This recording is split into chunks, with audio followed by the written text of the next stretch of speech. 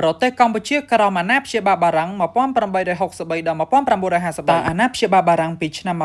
1863ដល់1953មានចំណុចវិជ្ជមាននិងអវិជ្ជមានអ្វីខ្លះសម្រាប់ប្រទេសកម្ពុជាឬអាចសួរបានម្យ៉ាងទៀតថាអាណាព្យាបាលបារាំងនាំអ្វីខ្លះមកដល់កម្ពុជាឬក៏អាចសួរបានម្យ៉ាងទៀតថាចូលអត្ថាធិប្បាយពីចំណុចវិជ្ជមាននិងអវិជ្ជមាននៃរបបអាណាព្យាបាលបារាំងដោយសំណួរទាំង3នេះគឺមានចំណុចដូចគ្នាចំណុចវិជ្ជមាននិងអវិជ្ជមាននៃរបបអាណាព្យាបាលបារាំងមានដូចជាចំណុចវិជ្ជមានបារាំងបានជួយការពារទឹកដីខ្មែរពូជសាសន៍ខ្មែរឲ្យបានគង់វង្សបារាំងបានជួយកែតម្រង់រដ្ឋបាលប្រព័ន្ធសេដ្ឋកិច្ចអប់រំសិក្សាធិការរៀបចំសង្គមខ្មែរឲ្យមានរបៀបរៀបរយមានសណ្ដាប់ធ្នាប់បានរីកចម្រើនល្អប្រសើរជាងមុនបារាំងបានជួយសាងសង់ផ្លូវថ្នល់ស្ពានមន្ទីរពេទ្យសារមន្ទីរហេដ្ឋារចនាសម្ព័ន្ធសាលារៀនបណ្ដុះបណ្ដាលធនធានមនុស្សតាមរយៈសាលាចុងបូព៌ាប្រទេសបារាំងបានសិក្សាស្រាវជ្រាវចងក្រងជួសជុលប្រាង្គប្រាសាទអភិរក្សវប្បធម៌ខ្មែរអរិយធម៌ខ្មែរធ្វើឲ្យពិភពលោកបានស្គាល់ពីប្រទេសកម្ពុជាព្រមទាំងបានផ្សព្វផ្សាយទៅលើឆាកអន្តរជាតិក្នុងនាមអាណាព្យាបាលខ្មែរបារាំងបានយកទឹកដីពីសៀម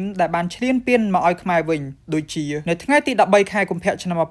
1904យកខេត្តត្រាតកោះកុងមលូព្រៃទន្លេពៅនិងខេត្តស្ទឹងត្រែងនៅថ្ងៃទី23ខែមីនាឆ្នាំ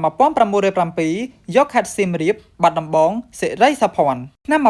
1908បារាំងបានគូសផែនទីមានឈ្មោះថាដងរែកទុកជាប្រយោជន៍ដល់កម្ពុជាដែលផែនទីនេះបាននាំឲ្យខ្មែរឈ្នះក្តីក្នុងរឿងក្តីក្តាំប្រាសាទព្រះវិហារចំណុចអវិជ្ជមានបារាំងបានធ្វើឲ្យប្រជាជនកម្ពុជាកាន់តែក្រីក្រដោយសារតែការជិះជាន់កេងប្រវ័ញ្ចប្រមូលពន្ធយ៉ាងធ្ងន់ធ្ងរសពសារពើបារាំងបានធ្វើឲ្យមានគម្លាតគ្នារវាងអ្នកទីក្រុងនិងជនបទអ្នកមាននិងអ្នកក្រ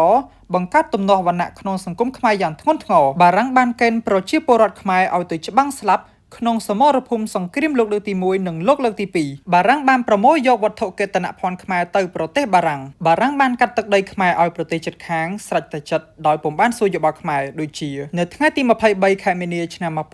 1907កាត់ខេត្តត្រាតឲ្យទៅសៀមនៅថ្ងៃទី31ខែមករាឆ្នាំ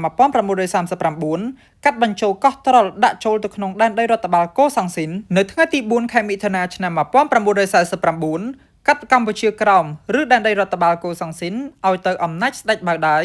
ឬវៀតណាម Thank you